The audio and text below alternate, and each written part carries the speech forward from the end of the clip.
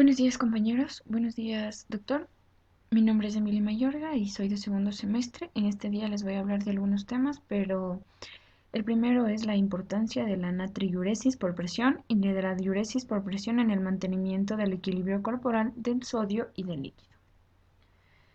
Es importante saber que el equilibrio del sodio líquido, del volumen sanguíneo y del volumen extracelular se da por efecto de la presión arterial sobre la excreción de sodio y de agua, que se denominan mecanismos de natriuresis por presión y de diuresis por presión. Entonces, podemos decir que la diuresis por presión se denomina al efecto del aumento de la presión arterial que incrementa la excreción de volumen de orina, y la natriuresis por presión es el aumento de la excreción de sodio que produce la elevación de la presión arterial. Entonces, podemos decir que el incremento de la presión de 30 a 50 milímetros de mercurio aumenta de 2 a 3 veces la eliminación del sodio. Pero este efecto se da independientemente de los cambios de la actividad del sistema nervioso simpático o de diversas hormonas, como lo es la angiotensina 2, la ADH o la aldosterona. Con el incremento de la presión arterial, la eficacia de la natriuresis por presión aumenta demasiado, porque el aumento de la presión arterial, tras un tiempo de retraso corto, suprime la liberación de renina y por tanto reduce la formación de angiotensina 2 y de la aldosterona. También cabe recalcar que la angiotensina 2 y la aldosterona inhiben la reabsorción tubular de sodio, lo que aumenta la presión arterial sobre la mayor excreción de sodio y agua.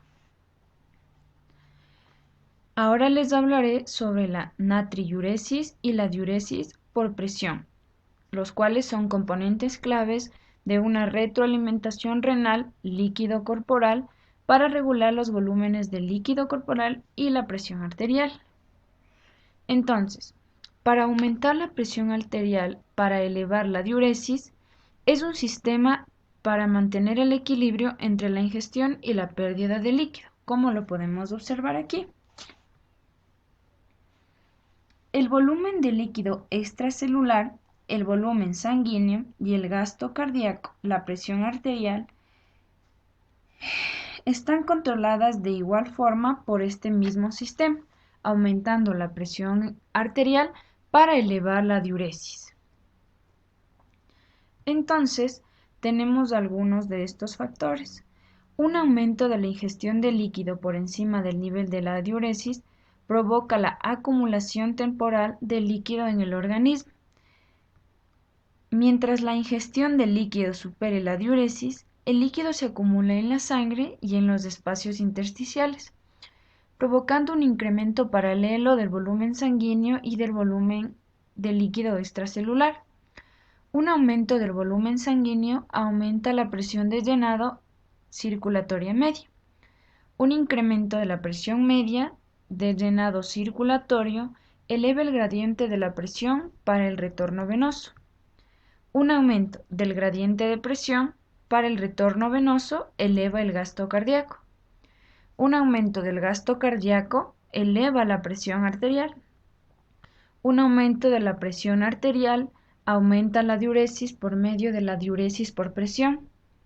Y el carácter escarpado de la natriuresis por presión indica que solo es necesario un pequeño aumento de la presión arterial para incrementar la excreción de orina varias veces. Y un aumento de la excreción de líquido equilibra la ingestión y evita una mayor acumulación de líquido. Este sistema también de retroalimentación renal líquido, que ya lo vimos, evita y controla la acumulación continua de sal y agua durante ingestiones de sal y agua. Entonces podemos decir que la función renal y la diuresis por presión, cuando son normales y eficaces, acomodan grandes cambios en la ingestión de sal y agua con pequeños cambios ligeros en el volumen sanguíneo, el volumen de líquido extracelular, el gasto cardíaco y la presión arterial. En cambio, cuando la ingestión de líquido se reduce por debajo de lo normal, la reducción del volumen sanguíneo y el volumen del líquido extracelular disminuye la presión arterial. Es por esto que el descenso de la presión arterial disminuye la diuresis, lo que permite mantener el equilibrio del líquido con mínimos cambios en la presión arterial, el volumen sanguíneo o el volumen del líquido extracelular.